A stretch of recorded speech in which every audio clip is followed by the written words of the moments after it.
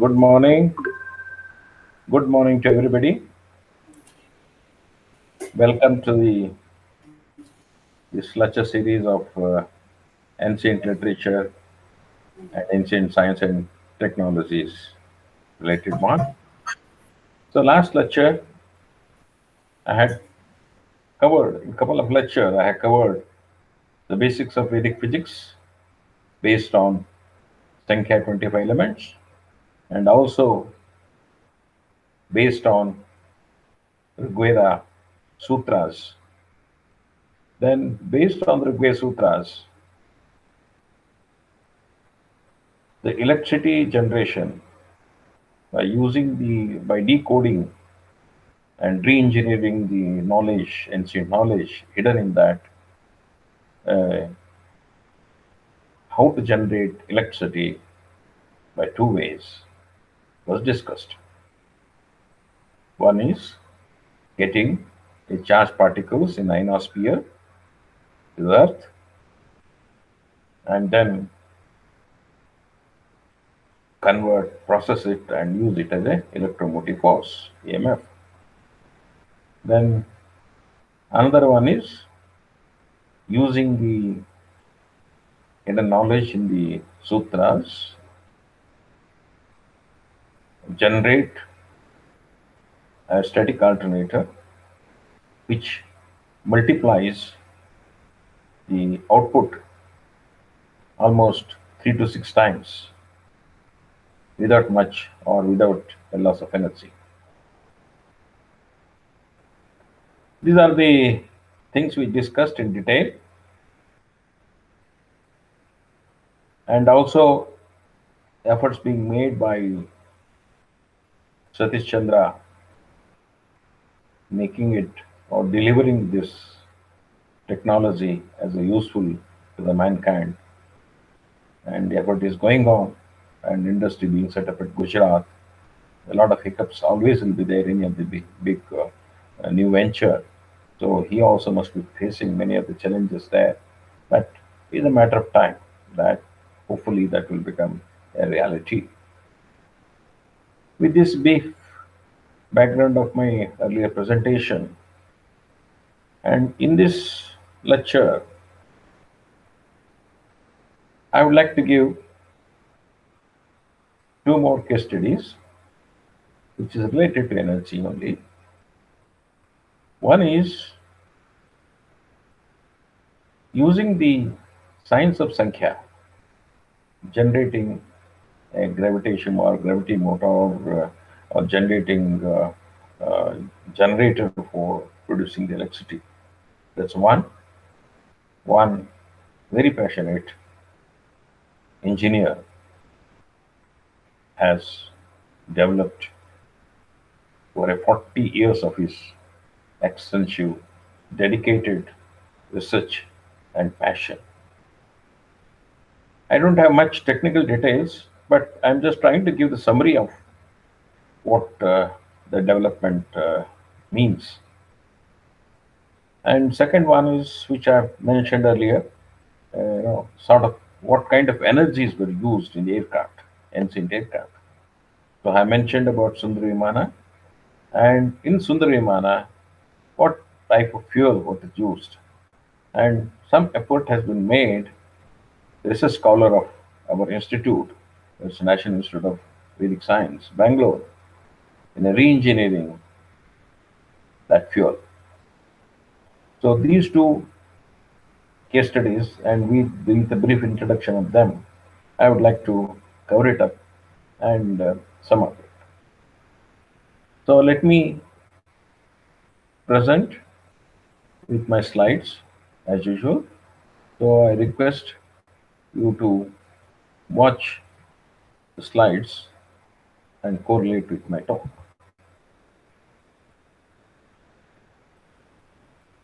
I have this is of the earlier slides. Yeah, yeah. Now we come to the case study number 2. This is a re-engineered product to generate electricity based on Sankhya Suktas by one of the marine engineer, Sri G. Srinivasan, based on his deep research on Vedic science of Sankhya Sutra over 40 years and developed a standalone electricity generator which can produce about 2 to 4 HP power, which is quite good for a domestic application or a small industrial unit. Now, let me give a little background of some more background of Mr. G. Srinivasan. G. Srinivasan is at a Kortigiri near Ooty, that's Nilgiris, and G. Srinivasan is from traditional South Indian family background, a marine engineer and industrial engineer, widely traveled in the age group of 80 now, perhaps. And G. Srinivasan is a long time meditator with a deep insight. He has been researching on Sankhya over 40 years. I'm trying to recollect, give the background, how I come across with this. A few years back, maybe about 6, 8 years back, perhaps, a few like-minded researchers in the domain of science of Sankhya were interacting in the digital platform. In those days, WhatsApp was not there; it was the email groups. And Dr. B.V.K. Shastri, a chancellor of Yoga Sanskritam University, Florida, USA, was also in this group. He invited me to join this group. There was a very interesting discussion going on the very scientific, ancient scientific aspect to join it. So then accepted, I joined that group. There was a lot of brainstorming discussion on the science of Sankhya, and Mr. G. Srinivasan was driving this group, if I could vaguely remember. And then during this time, when Dr. Shastri had come to India, he interacted with Mr. G. Srinivasan and scheduled to visit him at his place at Kottagiri and to see his prototype generator developed by him and have further discussion personally. He invited me also to join, but unfortunately, I was on a different program and traveling. Sorry, I couldn't. I missed the opportunity. I could not join him. He went there, then had a discussion, witnessed his generator functioning, and sent me a short note of his deliberation. Based on that, I am presenting his innovation very briefly here.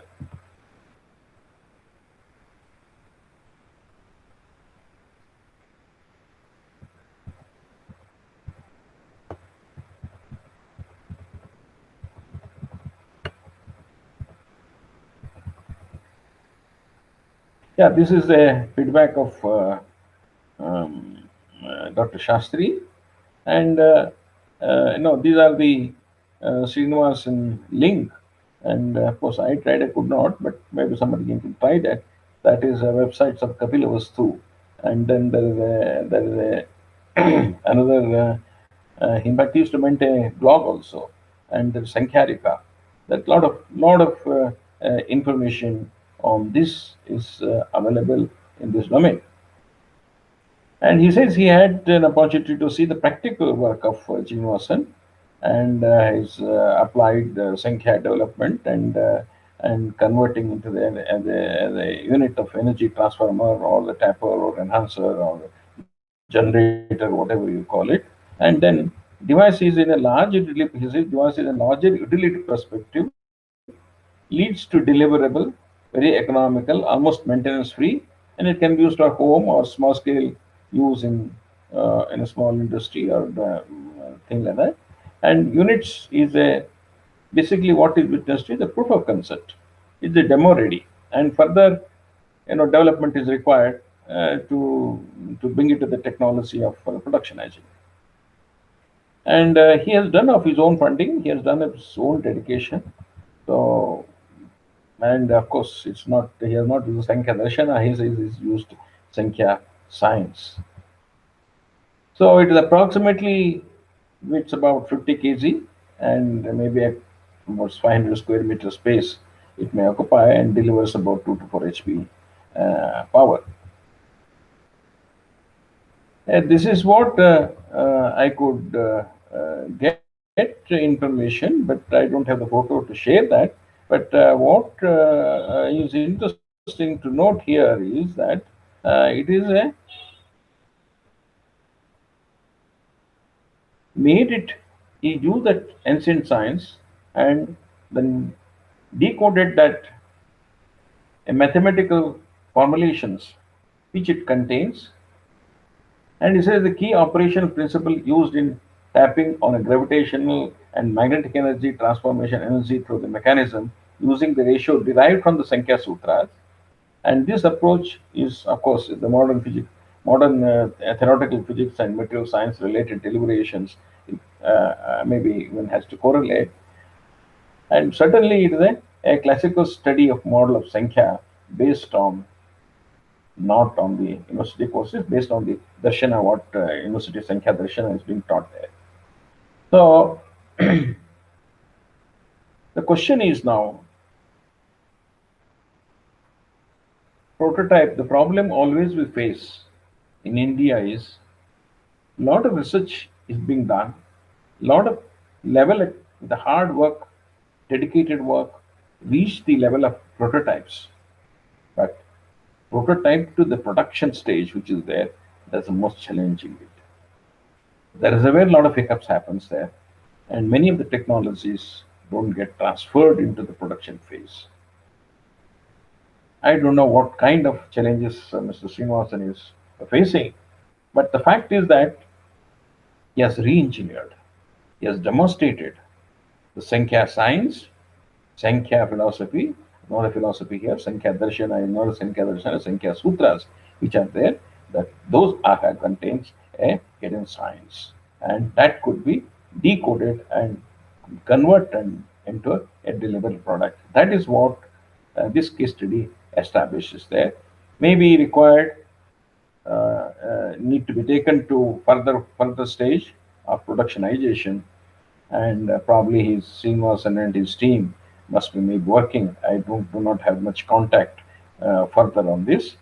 So next case studies which I will take is a case study number 3. That is a re-engineering of ancient aviation fuel used in Sundaramana by our own NIVS doctoral research scholars, Mr. Sai Kumar and Manoj Prabhakar, and is of course another person assisting them is the project associate Dilip Bangalore. See, I have presented earlier various types of energy in a previous lecture. During that type presentation, I have also covered various types of energy used in the aviation domain by ancient scientists. So, and various types of Himana also have explained. It's very fascinating to note that Mr. Sai Kumar and Manoj Prabhakar, when they were student, they had come in contact with NIVS, National Institute of Vedic Science, because National Institute of Vedic Science conducts a summer courses for the students in the field of Vedic science. Also, we conduct certificate and a diploma courses in the domain of Vedic science.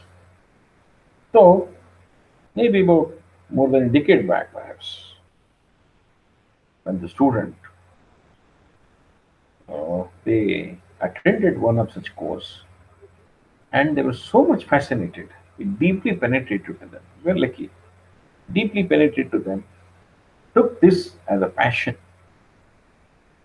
and started working when they were studying in engineering. Also started working along this on this project. Hundreds of people they met, collected a lot of information, corrected ancient literature, and discussed with many of those Sanskrit scholars as well as engineers and scientists of modern times, interacted with them, and still doing it. and they could reach the stage where something prototype is possible to do it. Still long way to go to making the hardware of Vimana is not that easy. It's a long way to go. But at least the they correlated the ancient technology to the modern science and brought it out. And most important is that perhaps I can give you some little background. I think many of you may be aware about how this Vaimanic Shastra known to the modern world. That is because of one of the our own Karnataka man, Subbaraya Shastri. Little give a background. Many of you may be aware of it. Subbaraya Shastri from Anekal, very poor Brahmin with a lot of children and family commitment. He was not able to, and he was not able to even feed his family. He was so frustrated. And he decided, no, no, what for I have to live there when I cannot support my children? I cannot support my family. He was so frustrated. A lot of negative energy was flowing in him. He decided to commit suicide. And those days, that was maybe 1920 or 1910, around that time, uh, maybe little earlier to it, and I'm not sure about. But during that time, Kolar was having a very big forest, and a lot of wild animals were there in that forest. He goes all the way to the Kolar, and he wanted to commit suicide. But I thought instead of that, let any of the wild animals can kill him so that he can die. And something my body will be useful to them. So in that process, when I was in the forest, he faintly heard that somebody is calling by name. It was surprised. It was total surprise for him. Somebody could not believe I have come here to die. Who can call my name in that deep forest? Then he went into the sound or voice of where it is coming there. It took him to the one of the cave. When he enters that cave, then he could see there is a great rishi sitting there, and he says that, "Come here, I'm waiting for you. I know you are going to come here. Come here, I'm waiting for you. I'm going to reveal you one of the secret of ancient science to you." So then he just his being within presence itself, he becomes one of the great knowledgeable person. Some siddhis perhaps he gets it. Then he reveals all sutras of Bharadas Muni, who is the real innovator in ancient science. So he gives all the sutra to him. Probably with his great guru's presence, everything will get penetrated to his mind and whole thing get memorized. Then he comes back. He decides he changes his mind and comes back to Kolar and then comes back to Anekal. Then surprisingly, whatever he says, whatever he says, that all started becoming true. Then he became great astrologer. So many people started coming to him. So with astrology practice is the gift of God, his poverty is vanished. During that time, he is not an engineer, he is not a technical background, but those sutras he knows. Then one of his friend, who was a draftsman, perhaps in British service, he calls him and he tells him, "Look, I keep on telling you these sutras, you convert that into the sketches." And he interprets that and tells him in Kannada and convert that into the sketches. That is a drawing. That is sort of a sketches, I can say, not really engineering drawing. But then all those whatever is there, he has those things he has written it. And that it became that all of course it was in source code, so he has written it. And subsequently same was translated by one Joycer into English. Then the modern world came to know the great Bharadwaj Muni's great contribution in ancient Vimana. And of course, many people working on that, and similarly, not also uh, such scripture was available there. Somebody else trusted. So ultimately, with that, that in fact today that becomes Joycer book of Bharadwaj Muni Shastra has become a basic document on that. So these two people started working on that document. There are many things when they went into deeper and deeper, then they found that something wrong in that translation itself. Then they sat with the many of the Sanskrit scholar and their background of engineering, and they have updated that translation into the more meaningful, technical friendly translation, perhaps. And they're working, they're doing the further research on that. In that, one of the research area which is related to the energy is the fuel for decoding of the fuel for the Sundarimana. I would like to introduce these two research scholars. They are, professionally they are right now they are software engineers, very senior software engineers working in IT domain, but they're fully by passion they are Vedic science researchers, Vedic science research engineers, let me call it. So one is Sai Kumar, what you see here on the he's a Sai Kumar and he is a Manoj Prabhakar. Both are doing this very extensively work on in this domain. And both are working in two different precise projects, but both are related to Sundarimana for their doctoral research program. See, this is what the rough sketch of the Sundarimana based on Anekal Shastri's interpretation and his contemporary one draftsman has drawn. I think it is written there as a Kallappa. Kallappa, somebody is and it is written. It is drawn on 2nd December 1923. This is the first sketch of the ancient Vimana made available to the external world. Of course, now there are many artistic view of this Vimana is available. Many propellers have been put into their direction. So many things are there.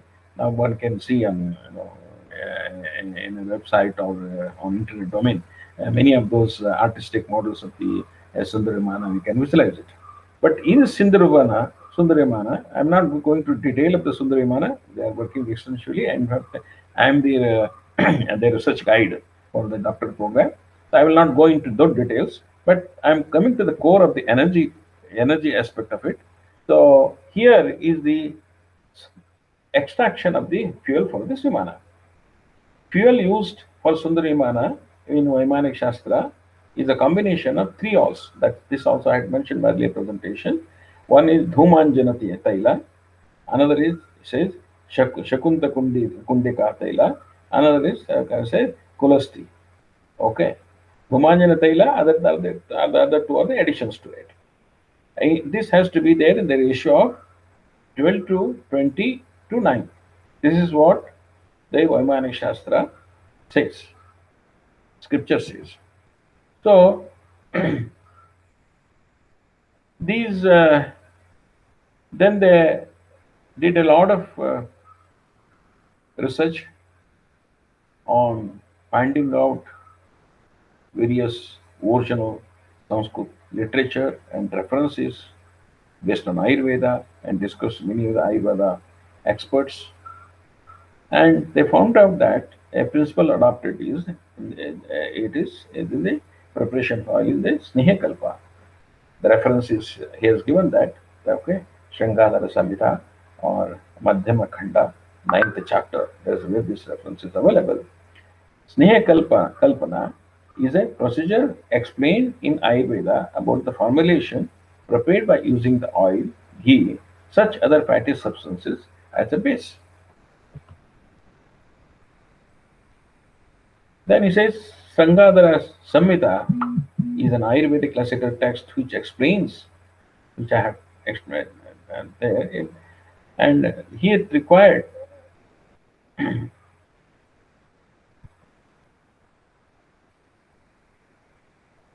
yeah. Then it gives the process, okay, how that confirmation test need to be done. No sound should be produced when dug is placed, sprinkled over a fire, or appearance of foam. Specific order or color taste of ingredients. This is what is indicated there.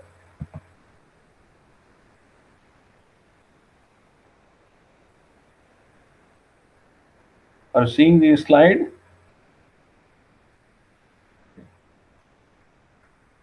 Then, then there is a process of how it should be done and what part to be fixed, and I'm not going to details of that. So then it comes to these are the three ingredients which decoded from there, and then they come back. This is how the preparation process which arrived based on the instance scripture, and finally they come out with this is how the final product, which the oil which they have produced from based on the ancient text. Now there is a lot of further research need to be done on this. That is on the um, mm, evaluating these fuel, that means the fuel characteristics and fire point and many of the characteristic of the fuel which you got in modern science which you do it, and that way this need to be done whether it can use those calorific value which is required to propel it. All those experimental work need to be done further, but this is itself is re-engineering to reaching this itself is something great. So I would like to congratulate these youngsters. Very rarely you find such youngsters with a passion along with their profession doing a dedicated research work on ancient science. So with this conclusion, with these three case studies, I would like to conclude my today's talk, and let me summarize.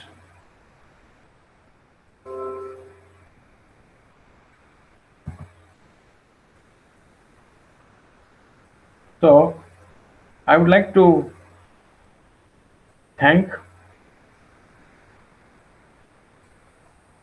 all those authors, all those researchers who have made a contribution to the ancient Indian science and whose works I have quoted here with a due acknowledgement to them.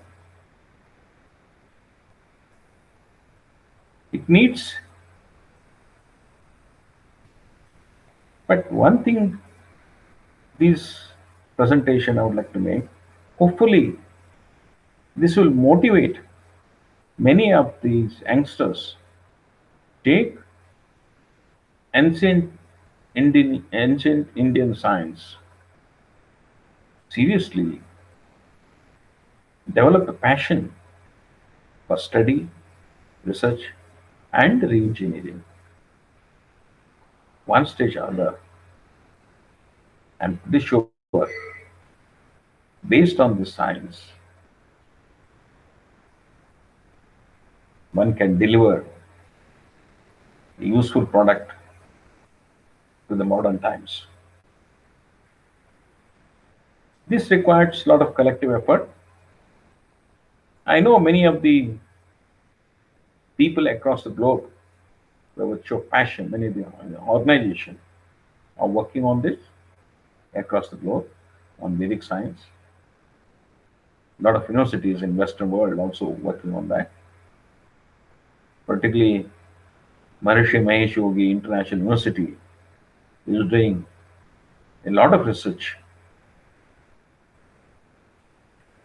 in various domains of Vedic science, including Vedic physics, and published hundreds of scientific research papers in international journals which are open in a public domain.